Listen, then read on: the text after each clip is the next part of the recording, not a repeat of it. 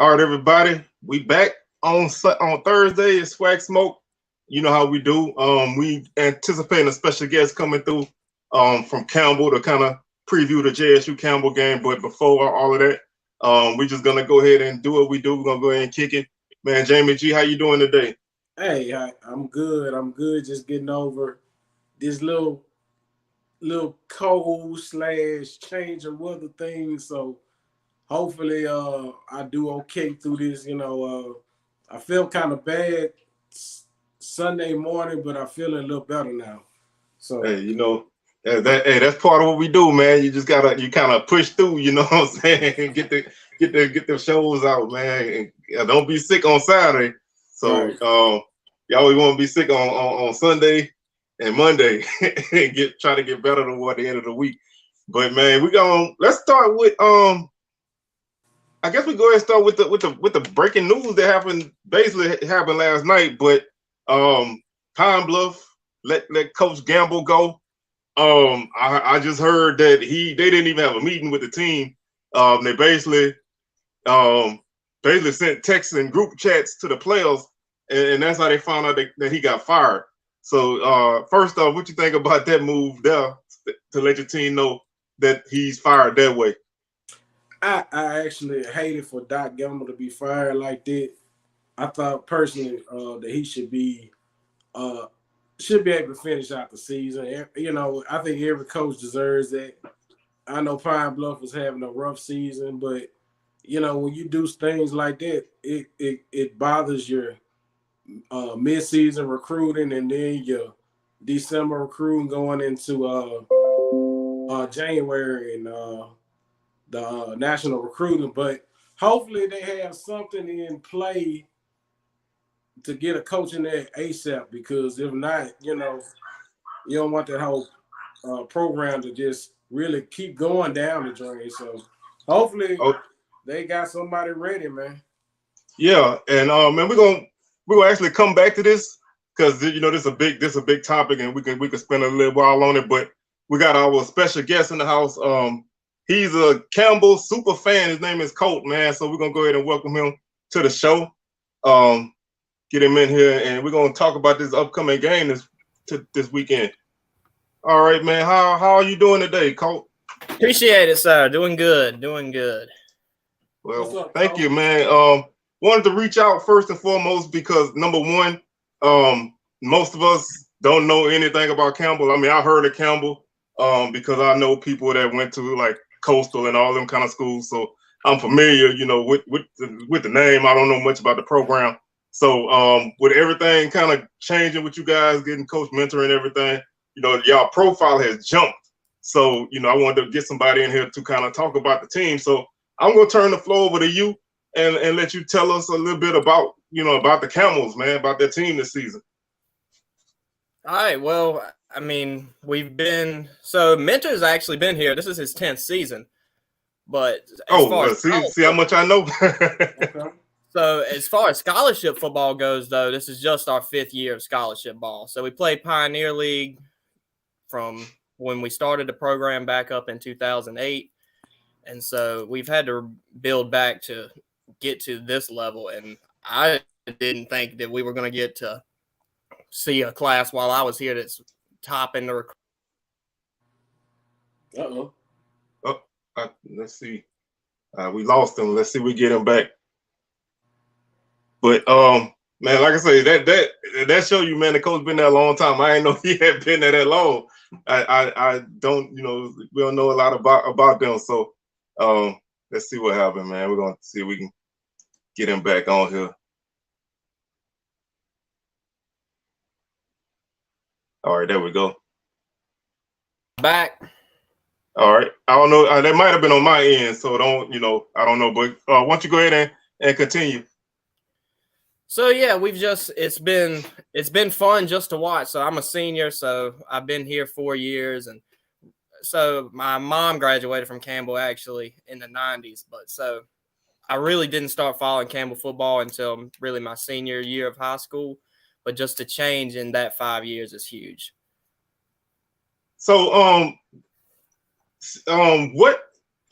I guess my question is, what led to you guys taking that big jump in recruiting? Well, so I would say the first thing was starting the scholarship program. That was obviously the first step to get any type of real high quality big recruits to come even look into the door, let alone walk through the door. And then, oh man, he keep dropping out. I don't know. That's gonna be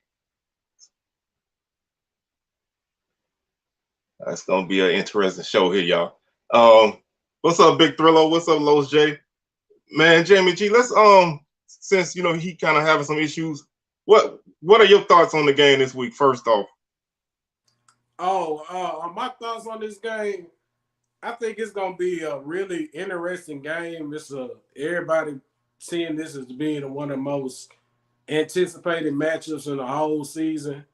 I think Campbell gonna come in there. I think they're gonna really be ready to play, man. I think they're gonna run the football for one, because I think that's what they really base their game off, is their strong running game. I think they play real physical on defense.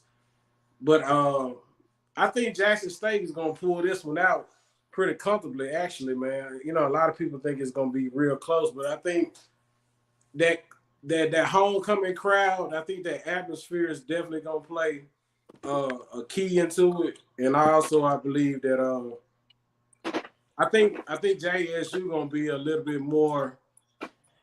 I think the stamina wise, I think JSU just gonna have that stamina better, because with Coach Mosina come in, our strength and conditioning is definitely improved. But I'm gonna kind of let Coach go back on the floor and keep telling us about Campbell. Yeah. Let's tell us about I know we were kind of talking about the build up and how the team got to be, the way they are right now, the program. But let's talk about this year's team specifically. What do they? I looked at numbers and all of that stuff, but I wanted to get a insight from somebody who's watched the team. What do you feel that they do best on offense?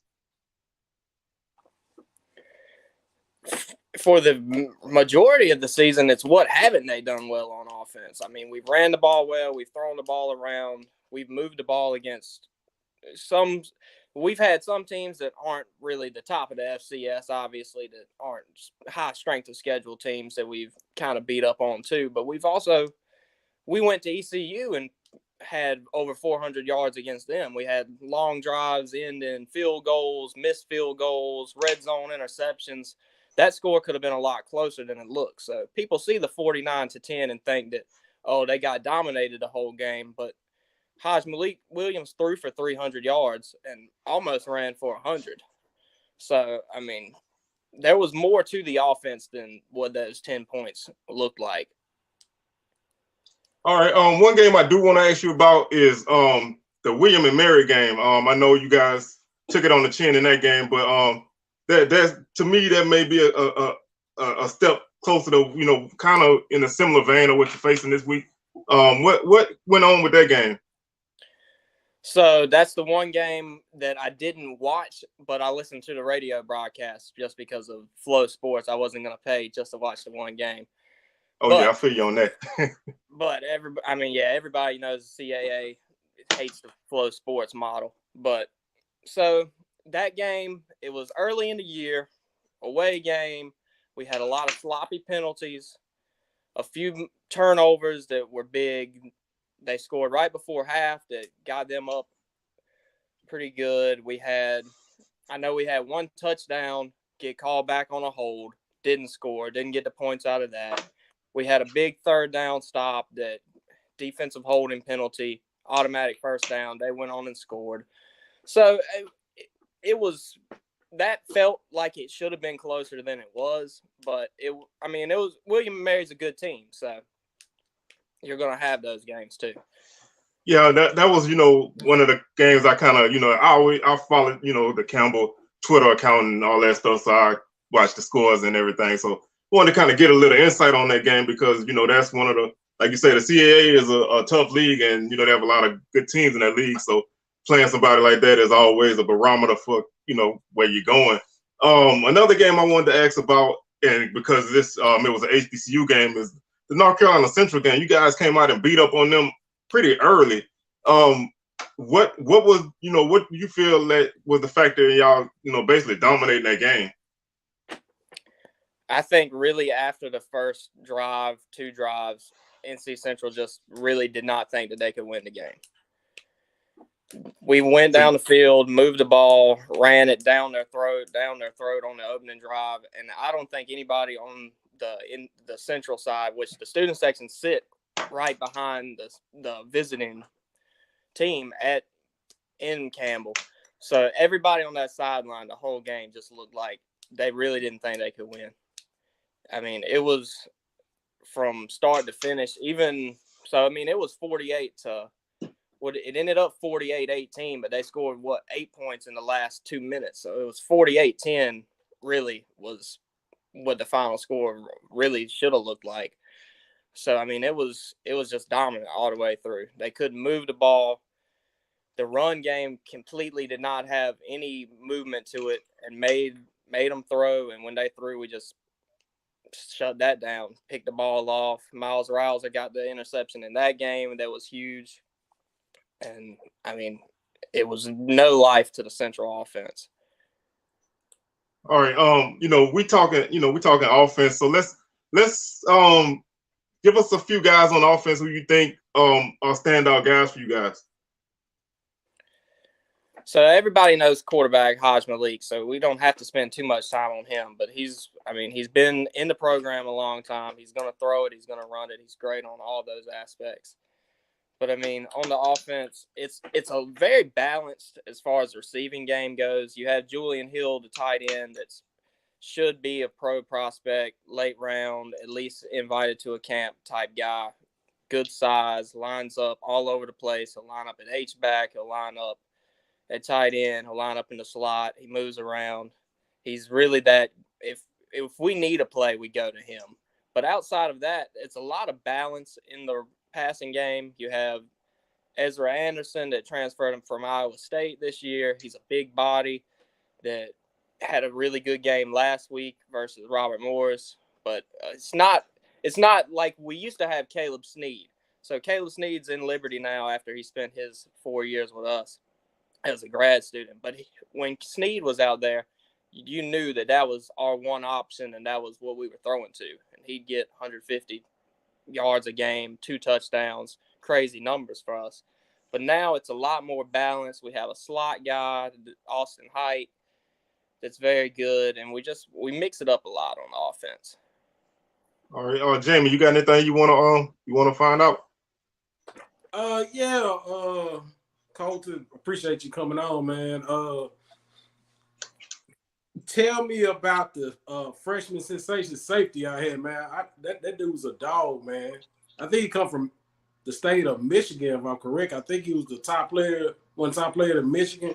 I heard he's a real deal, man. Right. So yeah, Miles Rouser from Michigan, when he's on the field, it's one of the few defensive players, especially at the FCS level, that I've watched that you pay attention to him instead of paying attention to the ball when he's on the field. He hits hard. He plays special teams. He's had some big hits coming from the secondary. And, I mean, he's great in pass coverage, too. He got the big pick versus Central that got really everybody talking more about him, kind of his breakthrough moment. But really, the most impressive stuff is just the willingness, to me, is just the willingness that he has to come up, fly up, make tackles. Cool. Tell me a little bit about Campbell's depth. Like how deep can y'all go to your bench?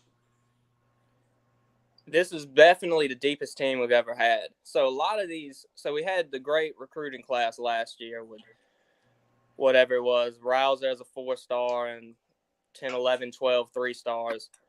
And there's only a few of those that are starting. So you have your second and third strings that are coming off the bench that are high-rated players. You have a lot of rotation. You'll see sometimes we'll sub in almost a whole 2 or 3 defensive linemen at a time, sub in on a third down, different packages. We have a lot of players that we plug in depending on situation, scheme. It's a lot deeper than past years for sure. Cool. Do the fan base travel well? Because I know a lot of people was talking about the HBCU homecoming, and I know Jackson State we bring a huge crowd like every game. This might be, I think, when y'all play East Carolina, I think that's probably was one of the largest crowds y'all played. Right, that was probably 45 to 50,000 there this year. So yeah, this is gonna probably be the biggest game crowd wise that you guys play in front of, because expected to be what, about 60,000? Yeah, we can get up. I this record breaking because it's a lot of celebrities coming in, influence. So can you do y'all fan base travel very well, and what do you think Campbell gonna be able to handle the hostile crowd, which is the vet? I don't know how much orange you're going to see in that stadium, just on the sole fact that it's about 12 hours from Bowie's Creek to Jackson, and most of the alumni base being Virginia and Carolina. So I don't know how much orange is going to be in there. There's going to be some Camel fans, but I wouldn't expect thousands to show up for sure. Yeah. But just, I mean, I would have loved to go, but I just couldn't have swung a 12-hour drive, leave Friday, go, and then try to deal with classes. Yeah. So, well, the way you deal with classes is Monday. You just don't go. Yeah. I mean that's the way I did it, but I don't expect nobody to do it that way. But that's how I used to handle road trips. But let's kind of, before we get into the actual game, I wanted to kind of get a feel of what's the vibe around the community with the team. You know, you do the community feel like this is a team that can make a deep run to playoffs? Yeah, it's the most excitement I've seen since, well, my freshman year at least. We started the season 6-1, and then we lost 2 games to a ranked Kennesaw State and a ranked Monmouth team that were close. And then, so we were about to be breaking into the rankings and breaking onto the national scene then, and then we lost the last 4 and finished 6-5 after starting 6-1. So since then, this is by far the most excitement, and this game is way the most anticipated game I've ever seen down here. But it's definitely feels like it's building, and we're just waiting for that big moment to really explode. And this winning a Big South, this could be the moment that really the fan base has been waiting for. So let's jump into the game before I get into your thoughts and predictions type. Let's talk matchups. JSU's defense is very, very stingy. They are number 1 in the league in everything. They allow less than 100 yards rushing, and they barely allow 150 yards passing. So, do you feel like the Camels can move the ball against them? I think the way we moved the ball against ECU, the way we moved it against William and Mary, the points not quite as much, or in both of those games, but the yards for sure in those games. And the Central games, Central and William and Mary are both top 25 defenses still, I believe, in FCS. And I mean, we know what they look like, what Central.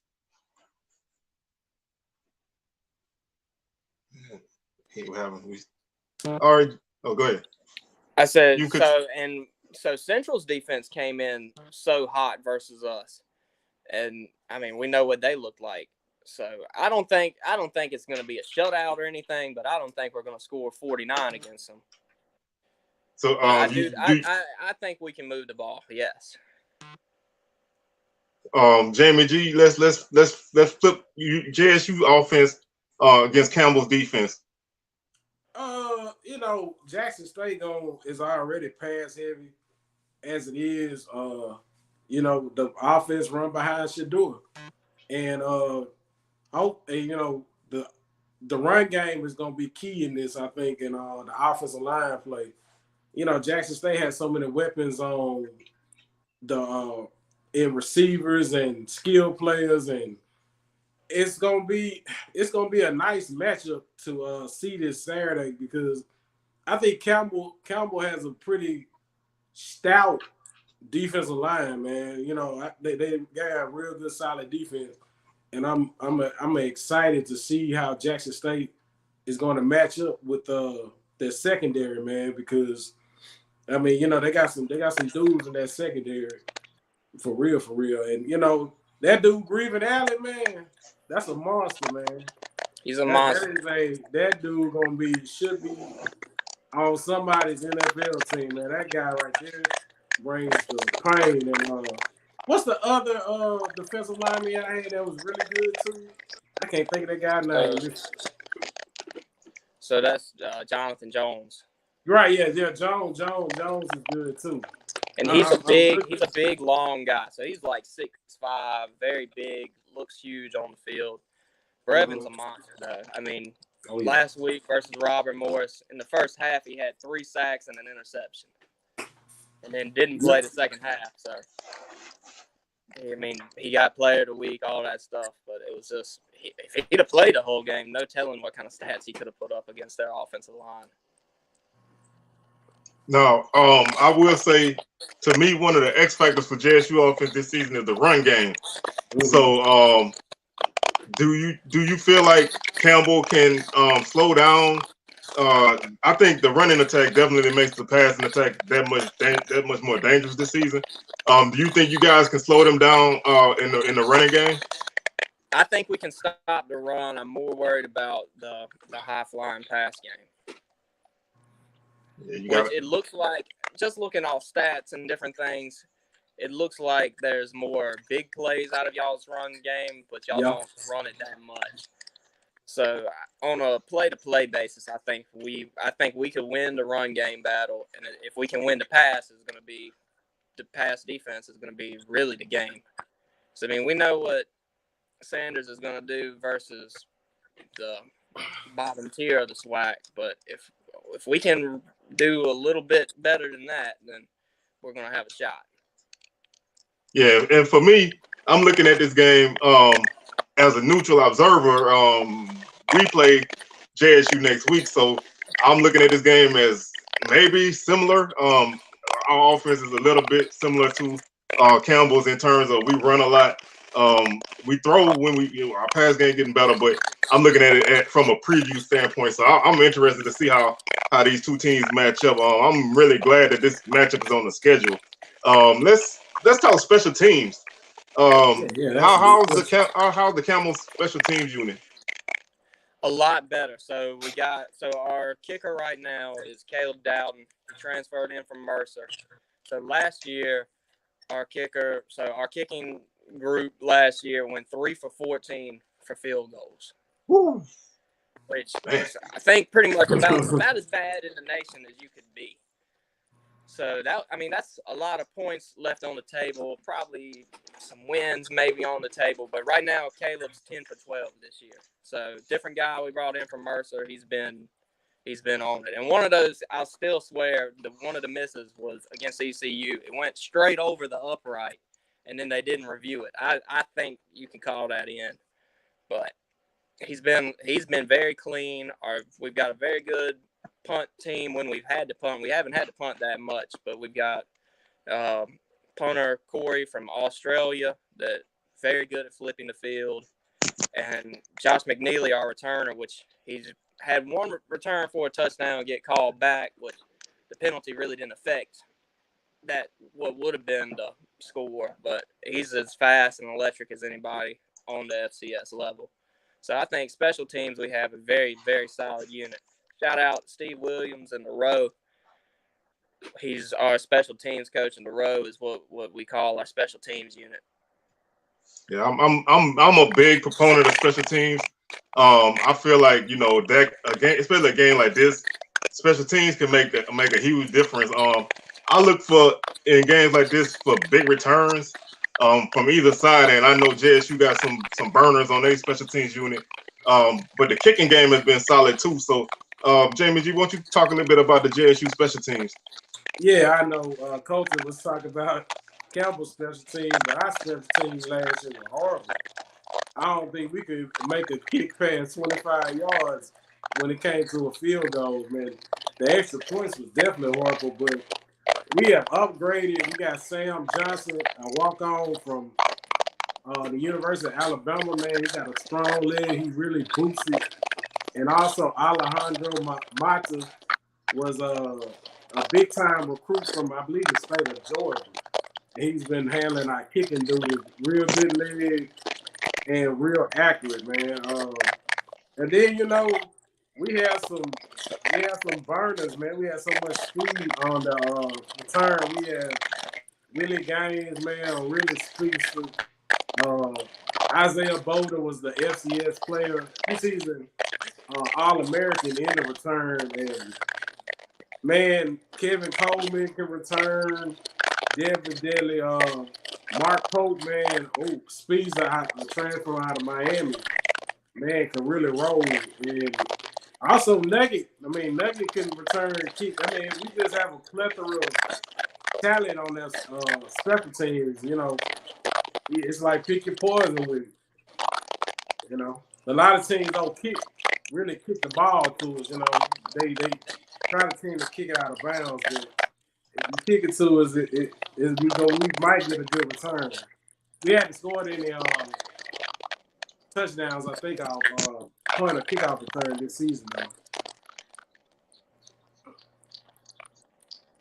All right, y'all. I think I'm having some audio issues, so I'm trying to get myself straight. But we talk offense, we talk defense, we talk special teams. Let's talk coaches. You think in a game like this, Coach Mentor is going to be more aggressive, or you think he's going to try to, maybe, get the lead and take the air out the ball a little bit? What do you think the game plan would be? Let's see. I would say, I don't know. I can't really get a feel on what I think, how aggressive we're going to come out versus any kind of conservative. I think we're definitely coming down to win the game. So I don't think we're going to play super conservative. And Mentor stresses that each week in practice, work on ourselves, work on our team, and not even worry about what the other team is over there. I don't know how true that is in all aspects of the practice for preparation for a game like this. But, we're worried. We're working on ourselves. We're going to come in and we're going to be ready to go. And I want to shout out my boy Braxton in the house. What's going on? Jamie G, what about you? What you think about Coach Sanders' approach to this game? You said, ask the question again.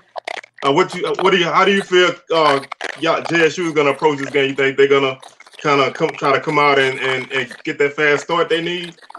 Oh yeah, most definitely. I think there's a lot of trash talking in the Alabama State game, but I think Coach is really locked in on this game. I think he respects Campbell, and as they should, because they're a great football team. I think if he can cancel out all the outside noise of homecoming and get the team to really focus on this game, I think we will definitely pick up the victory. But it's gonna be tough, man.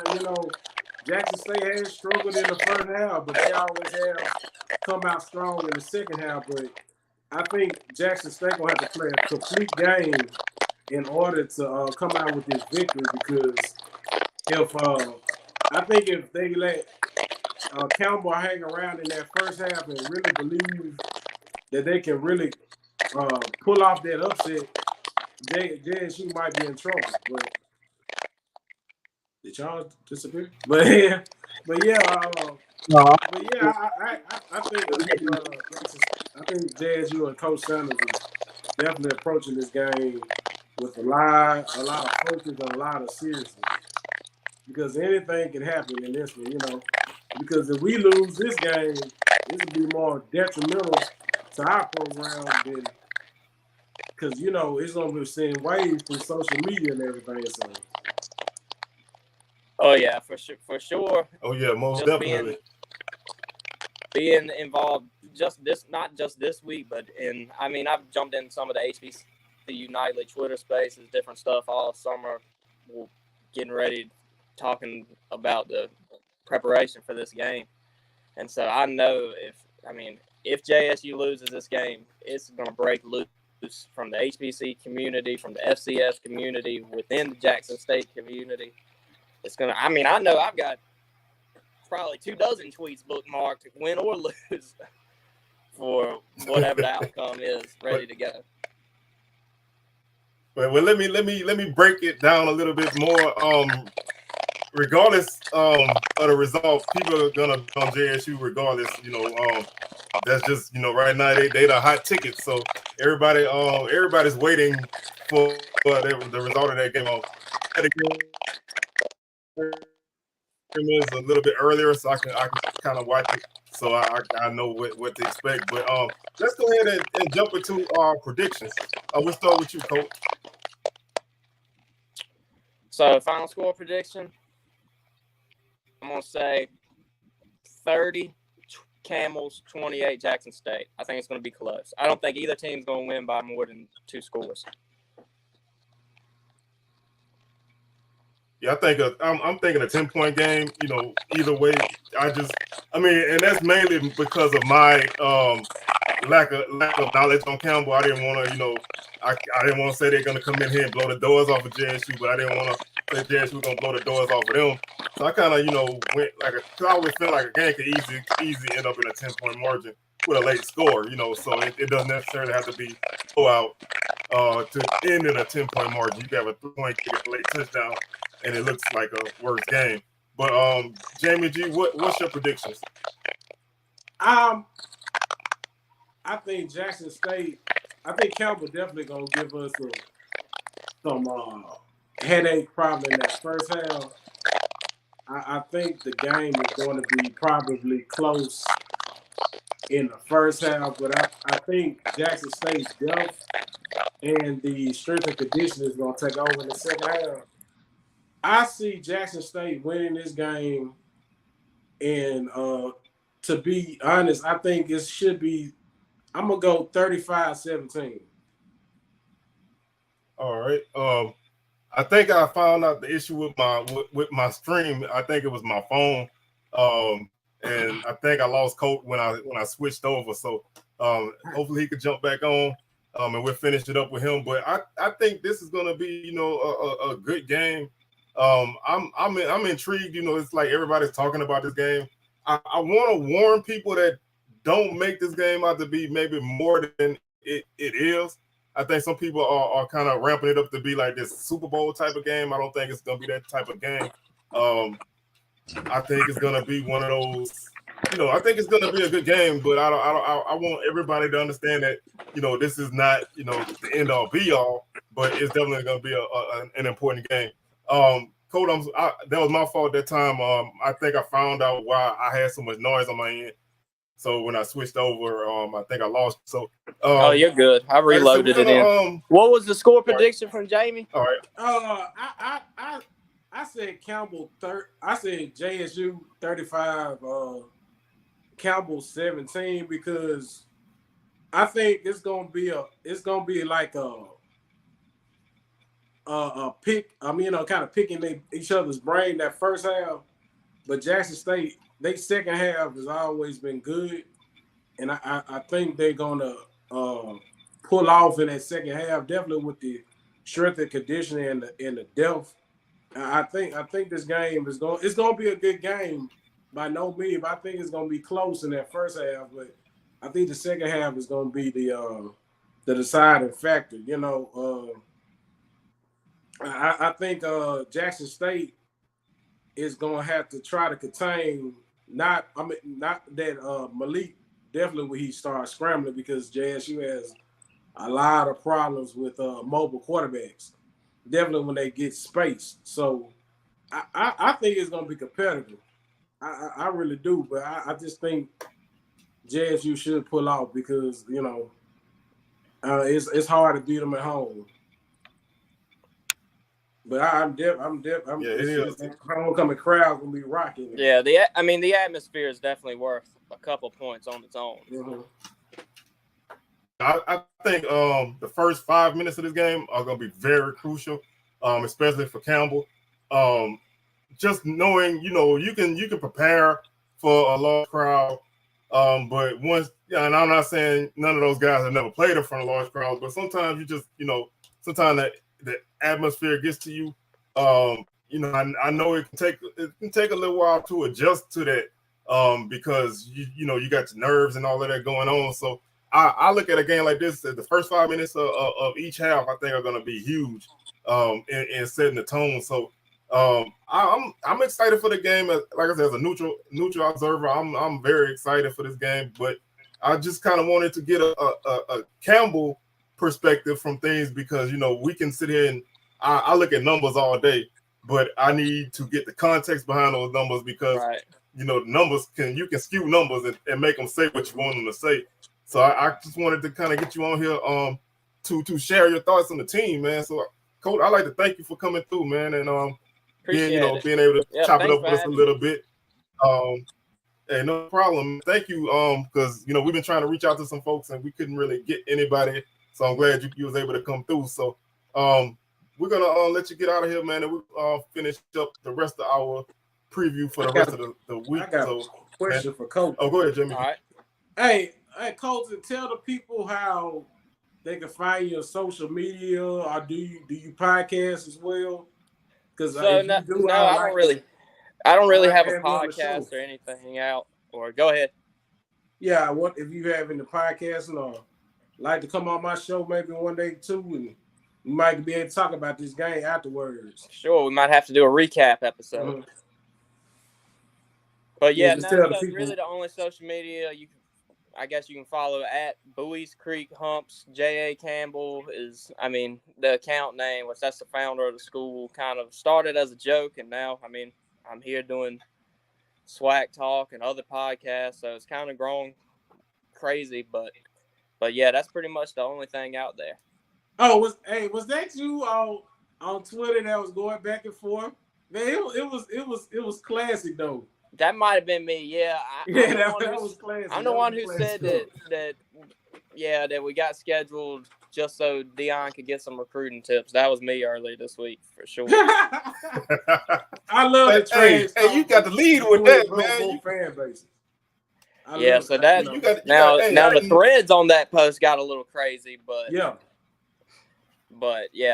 was the original for sure. Which glad we're playing. I wish that it would have been a home and home so we could get Jackson State on the road. But I hope we do.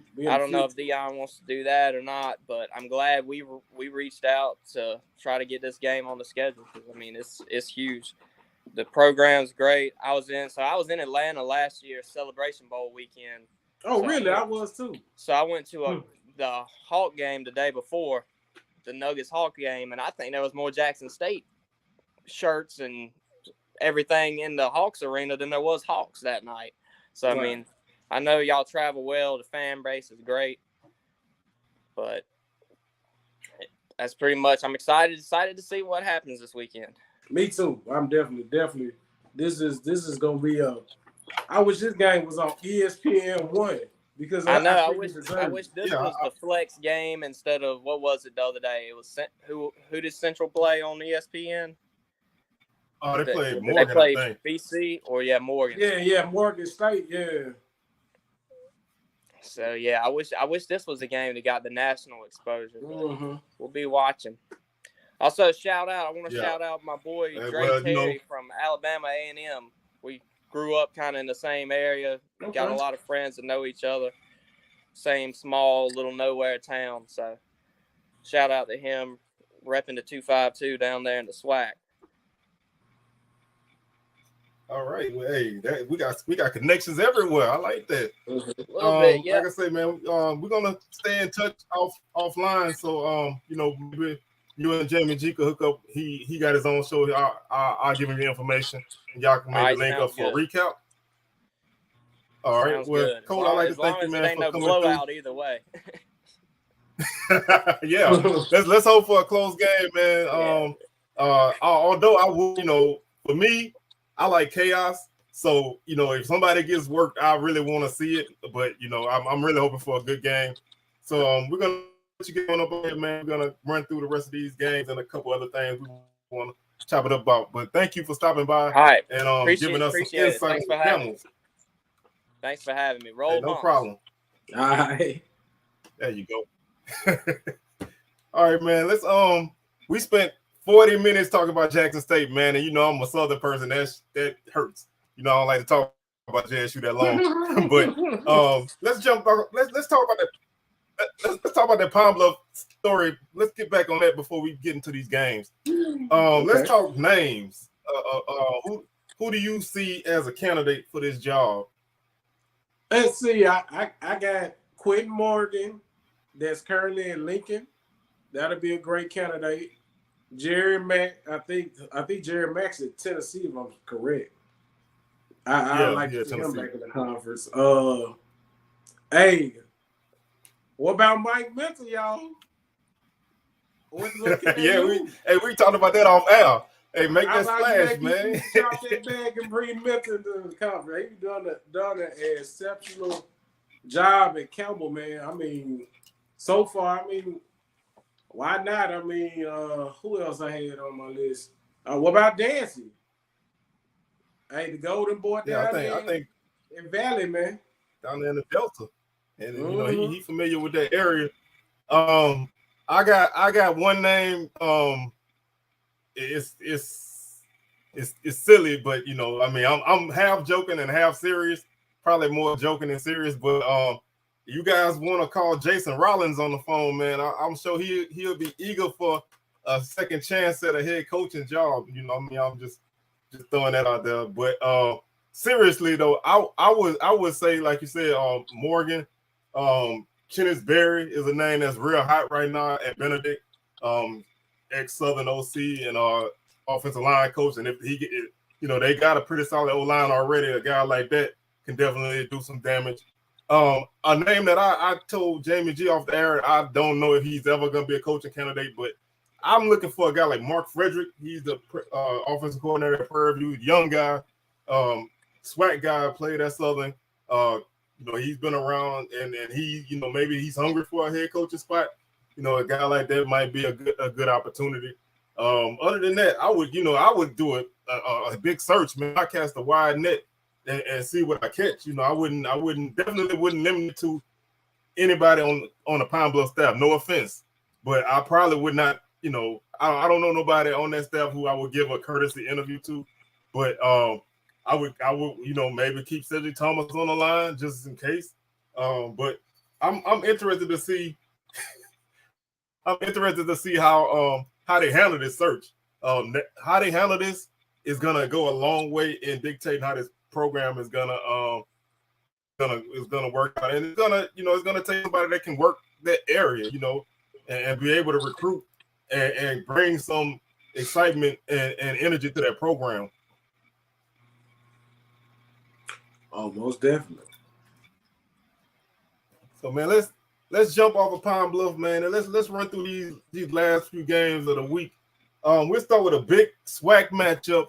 Texas Southern and Alcorn is homecoming on the reservation. Hell, it's homecoming in the state of Mississippi, period, and South Louisiana. So this is homecoming week. I've been saying it all week. This is homecoming week. What are your thoughts on the TSU Alcorn game? Man, great. Going to be a great game. If you ever been in it, shout out to my Alcorn peeps. If you ever been to homecoming on the reservation, it go live as well. That place gonna be electric. Texas Southern gonna coming into this game looking for that W, man. They still got a shot of controlling that win and see if they can come out with this victory. Alcorn side, they got to keep up. Taking that loss to Southern last week really hurt them in the conference race. So, I think Alcorn gonna have the momentum in this game, being at home, and it seemed like when you see that smoke come from the other side of the stadium from the pond, it's like magic, man. It's hard to beat them Braves down there, man. It is, man. Once they get you off in them woods, man, ain't no telling what's gonna happen to you. I will say one matchup that I'm looking forward to is the Texas Southern passing offense against those Alcorn corners, man. The first half, Southern abused their corners, and I'm not trying to talk noise, but they had multiple 50-50 balls that really were 100% balls for Southern because those guys were out jumped, and they just had the size advantage. So if TSU can get their guys one-on-one with those corners, that's a good matchup. But Alcorn has a great pass rush this year. They don't do it with one guy, so you have to block everybody. And that's going to be a key. But Andrew Body is a mobile guy, so I think that he can be a guy that can change the tempo of this game. And they have a strong running attack. But Jarvion Howard, seeing that guy in person, bro, that dude is a monster in person, man. He run hard every carry.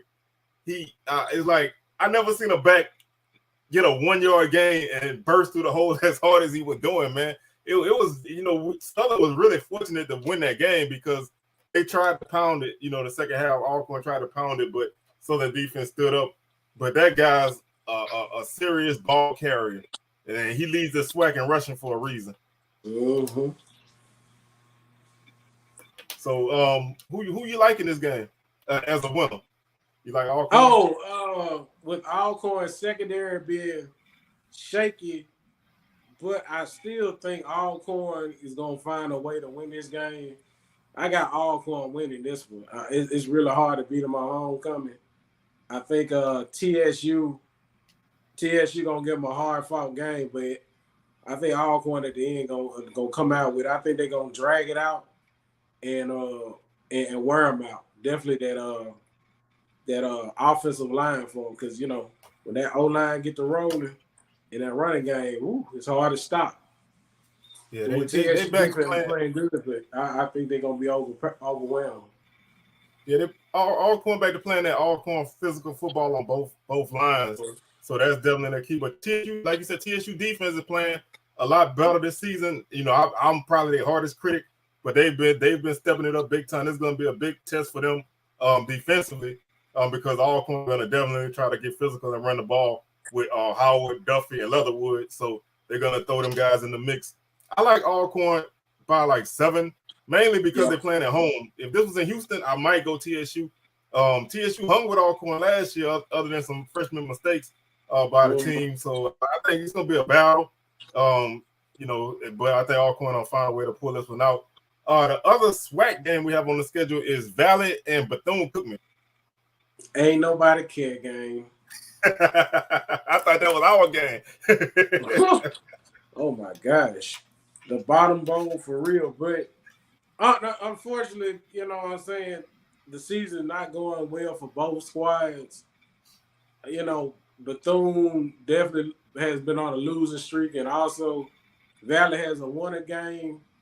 But it's magic on that field when Valley plays. Valley, if they can find some form of offense and to be able to score some points, I think they can beat Bethune-Cookman, man. But Bethune got a real physical defense, man. Shout out to that boy that lit up Santique, man. That dude laid the Bethune laid the lumber. That dude laid the lumber. Man, it didn't transfer to everybody else, but he brought it. But I think if Valley can contain Jalen Jones and that offense on that field, I actually got Valley. I think Valley can pull this one off. I think Valley get their first win this weekend because it's gonna be that homecoming going on, and with all that traveling Bethune been doing lately, it might wear and tear on their body. I think I'm gonna give Valley the advantage in this one. Yeah, I mean, you just raised a good point. Bethune-Cookman have been on, they've been away for the last 3-4 weeks. So, they haven't had any kind of consistency or normalcy. So that's something that's gonna take a toll. And they have a trip to Valley this week, and then they got to go to Prairie View, I think, next week. So they're gonna be on the road. Like the SWAC office didn't do them no favors. that's just one of them bad breaks that you catch. But I think Valley is tough at home. It don't matter what kind of team you got. You might win in a blowout, but it's gonna be one of them second half blowouts. They're gonna fight. And this game, I think they're gonna come out and they're gonna really make some plays. I look for Ronnie Thomas to make some plays for their defense. But their running game has got to be consistent. I think this is a game that they can move the ball against Bethune-Cookman offense. I know they said Jamari Jones been a little banged up, and they're getting a couple guys back on the O-line. But I think this is going to be one of them games that, this is probably both teams' last chance at actually winning a game. I mean, you can't count out the Florida Classic or whatever, but I think this is going to be one of them tough games. And hey, if he's gonna get 3, this is the week to do it. My boy. This is the week to do it. Hey, I like him, man. He come with the smoke and he don't care. I like that. That's the confidence I like. But I think this is gonna be one of them ugly type of games, man. I think I said the score is gonna be like 22-20 or something like that. It's just gonna be one of them. It's strange in the Delta, man. It's like you just don't ever know what you're gonna get when you go up there. So I expect a little homecoming magic there as well. And I think Valley gonna pull it out. But I think it's gonna be a dog fight because I do like Bethune-Cookman's passing offense, man. They rank number 4 in the conference right now. And it don't seem like it, but they pass the ball really well. So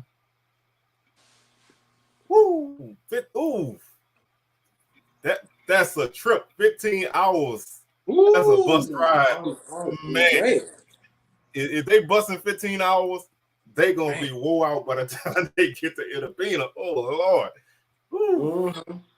I hope the Valley busts out those red helmets. If y'all check out my channel, yes, man, them helmets so fire. Them things fire, man. Them things is fire. Cold. I hope they wear them. Man, I saw them helmets. I almost fell on the floor, man. I was like, good Lord, them things is hot. Look at Valley, boy. I like that, man. They got to bust that out. You got to bust that out. And then on the road, you got to bust them out once with the white, red, and white. You got to do it. So shout out to Valley, man. I always say it like crazy, but that's my old man school, my old man with the Valley. So shout out to the Delta Devils. Let's jump back out of conference and Prairie View and Lamar. This is a game, I think Prairie View going to win this game. I'm just going to go ahead and throw that out there now. But I think them 10 guys that's missing from Prairie View, I don't know everybody who missing, but I think one of their big-time D linemen is going to be missing this game. That could impact this game. Lamar is 0-6, but they've had some close losses. They got blown out a couple of times, but they had three losses by less than 8 points. So they can be a dangerous team, but I want to see what Prairie View can do with these suspensions. Yeah, hopefully Prairie View get some passing going because their passing game hasn't been that well, but the rushing offense has been pretty good this season. I think Prairie View wins this one. If they 0-6, that 0-6 Lamar, I think Prairie View can come out there and get a win for the conference. Most definitely. Yeah, I mean, short guys or not, I think this is, we need to stack up non-conference wins, and when you got a team that you should be able to beat, you have to beat them. Like I said, I just don't like not knowing who's out. That makes it hard for me to really be thorough in a pick. But I still think Prairie View can win this game. But the passing attack has got to, like you said, it's got to be a weapon. They don't have to throw it 40 times, but they have to be able to open some things up. I think that's what hurt them against Southern. Once they fell behind by like 2 touchdowns, their passing game could not get them back, and they kept running anyway. So I think they need to kind of open it up a little bit more. And they got some good receivers. Jalen Howard. They got the Ricks kid that's a young guy. They got quite a few guys who can catch the ball. So they need to try to figure that out. I think that'll go a long way helping them in this game. But I still think the Panthers are going to win it. I don't want to spend a lot of time on this game because, obviously everybody pretty much know who's going to win, but it wouldn't be me if I don't talk about it. Southern Virginia Lynchburg, man. Before we start, Virginia Lynchburg plays 9 or 10 games and all are on the road. They don't have a home game at all. They are on their 7th. No, I think this will be their 8th straight game on the road. So, what I mean, you know, I don't need too deep analysis, but what you think about this game? Well, as soon as Virginia Lynchburg decides to get on the bus, the game is over. They gonna lose as soon as they step on the bus. Yeah, I you know, like I said, Southern can go to their scout team and beat Lynchburg. Oh my goodness! Yeah, I think, like I said, you know, I know a lot of people not happy with, you know, if you don't wear Columbia blue and gold, I know you're not really happy with, you know, the SWAC waiting a week to suspend some of the 11 guys. But you know, as a Southern fan, I'm happy that those guys don't have to play in this game. I don't know exactly who's out, but you know, I mean, seriously, I think this is a game that Southern's got to come out and take care of business. I personally, I just want to see a comfortable first half, and we could bleed the clock the second half because I'm more focused on next week. So you know, I just, you know, I just worry about next week, but you know, they're gonna you know, if they turn the ball over, it's over. So I'm just gonna, you know, they have to. I think they gotta try to probably run the ball all game, and maybe they could get out of there with a closer score. But I just want a good homecoming. So thank you for this game. Thank you, SWAC. But seriously, man, let's see. I don't want to go too deep into next week because y'all got a big game this week, but you know, I do want to kind of, you know, open the door, you know, what's coming next week. I just want to, you know, throw that out there. Yeah. It's Boombox Classic this week. Are y'all sure y'all want to open that door? Because playing the Lynchburg, is it gonna get y'all ready for this game? We coming off of two big games, so we need a practice week. So like I said, I know what's behind that door, man. But if we want to get to where we want to get to, we can't be scared to bust through it. Because maybe we can play y'all twice. So, you know, take that first time and figure out what's going on. So, like I said, I ain't gonna do too much talking about that game till next week. So I'm gonna keep all my stuff in the chamber. But that you know, will like be I live, said, though. Oh yeah, and I'm gonna be there. So hopefully that second game in Baton Rouge will be even better. Man, that would be wild. That would be wild. One game in Jackson, the other one in Baton Rouge. But I'm not gonna go that far because, man, you know, it's a long season. But man, light schedule this week, man. I since Coach Campbell is gone, who else you think is on the hot seat? Let's wrap it up on that. Well, we already know. I think Bethune-Cookman definitely. Terry Sims is definitely on the hot seat. They may give him one more year, but if he is let go of his duties at the end of the season, I won't be surprised. Also dancing on the hot seat as well. I mean, you at 7 now? I mean, and you hadn't won. I know Valley fans not, I know they want to win, but the seat is getting a little hot up there in the beamer. So I mean, maybe that's why they put out the red helmet to try to get the tear from that going on. But sometimes you got to distract from the reality. But you know, like this season, a lot of people were really high on Valley, man. Like a lot of people were like Valley could finish second or third, and I figured they could. I figured they could jump up to like 4 if they, win those lower tier games. But they have not looked, other than a first quarter, a first drive in every game, they have not looked good offensively at all. Right. So they need to win the rest of their games. You know what I mean? I no moral victories, no 1-point losses. they need to win, because like you said, Coach Dance is a great coach, but I feel like if he continues to lose there, that record is going to be what everybody sees when he looks at other jobs. They're not going to look at the work that he put in over there. They're going to look at, he whatever and whatever. So, I mean, I know he I don't think he's leaving, but he needs to coach for his next job. So, I think they need to find a way to win. If Alabama A&M lose the Magic City Classic, you think they're gonna get on Manor? Nah, I don't think they're gonna get over on Manor like that. You got to think about it. I mean, Manor now is in the process of rebuilding this team. He got a young quarterback in Casey, and he got a lot of guys that transferred in from all these transfers. I think you got to give him a little bit more time. He had a stellar years with Quill Glass and guys like Quarles and stuff. I mean, I don't think you just cut the head off that quick like that. I think you got to ride with Manor for a little while. Yeah, DJ. Yeah, I think winning. Yeah, you see DJ pop in here all of a sudden, pop in here late.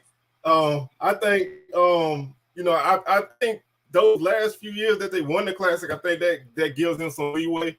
So I think because that game is very important, but I think that gives them some leeway. But they have to continue to develop and be a factor in the conference. I don't think they're gonna be happy with finishing automatic third every year. So they need to find a way to keep themselves in that race. Even if you don't win it, keeping yourself in that top half, top two, can definitely help you. So I think getting all those portal guys and everything, and they kind of turning it around a little bit. But I think that that's something that can be a factor. One last name, McKinney at Texas Southern. You think he might be on the hot seat? Oh, I know his seat about to be burning by now. I hope McKinney can pull it through, but I don't think TSU gonna hang on to him too much longer. And I see Alabama State that took advantage of the who is SWAC, baby. They got coming out with the merch now, man. I'm gonna give me one of those shirts. That jersey fire too. I need one of them jerseys. Yeah, I might have to break my rule of wearing black and gold to get me something like that, man. I don't wear black and gold at all. Even though my high school colors are black and gold, so I had to make an exception for that. But everybody else, I don't mess with it. But that stuff, man, hey, that's how you take advantage of a situation, man. You got to strike while it's hot and get something going. DJ just popped in and said he don't think they should move away from Dan. I just think that they need to find a way to turn that team around, man. He brought in a lot of guys, so maybe they can they're not gelling this year. But losing Caleb Johnson is definitely going to hurt your offense next year. So I wish they could have got more out of him this season, not out of him, but more with him this season. Because that guy's a special back, and I wish he could have I wish they could have built more around him this year so he could put up the numbers. The guy put up 1,000 yards at Valley last year, so when you can put up 1,000 yards at Valley, you're a damn good running back, regardless of your record. But I think the offense just had too many woes this year, and they just haven't been able to get it going. So, what's going on no slack in the SWAC this week, man? Man, I've been fighting this weather and this little cold. Hopefully, man, I'm gonna try to put out some content this weekend, man. Probably do my live show. I've been doing a couple shows on the pregame before Saturday. I think I'm gonna try to crack that off. Hopefully, it's gonna be hard doing it because it's homecoming around Jackson State, the greatest homecoming in the world, baby. So I gotta find a way to. I disagree. To pop this show off, man. But I got a question for DJ. I heard DJ. I heard you was the one that brought the bad news to Doc Campbell, man. I I heard you shoot that boy out, man. Yeah, he sent that text message. He told Doc, "You got to get up out of here." So, I'm kind of sad to see old Doc go, man. Yeah, me too. But I heard a stat from BJ Jones today. He said Pine Bluff lost their games by an average of like 30 points. Average loss is like 30 points. That's under Doc Gamble. That's ridiculous. Yeah. You know, that's like late 90s Prairie View numbers, man. You don't get beat 30 points average by anybody, and especially conference teams. That, I think that's just not a good look. So at some point you gotta make a change. But like I said, I kind of, I'm not a big fire in the middle of the season type of guy. But I guess if you gotta do what you gotta do, that's that. I might need to do an old video for old Doc. The old departing video. Man, I like numbers. I'm gonna come back. Catch my show Sunday. I'm gonna have an answer for you. I'm gonna put it on there because I like numbers and I like to do that kind of stuff. So I'm gonna sit back there and calculate all them losses and see. They added up, man. They have a couple of close games in there. I think the Alcorn game killed them, man. I think that game last year just wrecked the psyche of that team. They never was right after that. So I think that kind of hurt them a little bit. As far as what I got going, my usual recap on Sunday, and I'm gonna be at the best homecoming in the world on Saturday up over there at home. So now I'm trying to get up there early and enjoy the festivities. And nice weather, enjoy the weather. So man, like I said, I don't have anything else. Now I'm gonna try to kick back and maybe catch a little bit of this Saints game today. Oh yeah, the Saints are playing. I'm not a Saints fan, but I think I'm gonna watch them boys play. It might be a hell for them Saints today. Hey, I hope. I hope. Don't get me excited. they struggling this year. Don't get me excited. If anybody, man, like I always say, man, if y'all going to a game, man, please be safe out there, man. These people ain't, people crazy out there. Just never know. Just be careful. I get that from my mom. She used to say that every time I left the house, be careful, be careful. So I say it now. But man, with that being said, man, we're gonna go ahead and get on up out of here. I'd like to thank y'all for tuning in. I'd like to thank Colt from Campbell from coming in, and hopefully the Camels can leave with some humps on their head and not just on their back. So I'm definitely pulling for JSU for the, I don't do this often, so I'm pulling for JSU this week, man, because I think they're a better team anyway, but I think it's a big game for everybody. But let's see what happens. So man, we're gonna go ahead and get on up out of here, man. Y'all enjoy y'all Thursday and y'all weekend, man, and we'll catch y'all next week on SWAC Smoke Boombox next week. It's gonna be crazy. Happy homecoming to everybody. All right, y'all. We'll holler at y'all.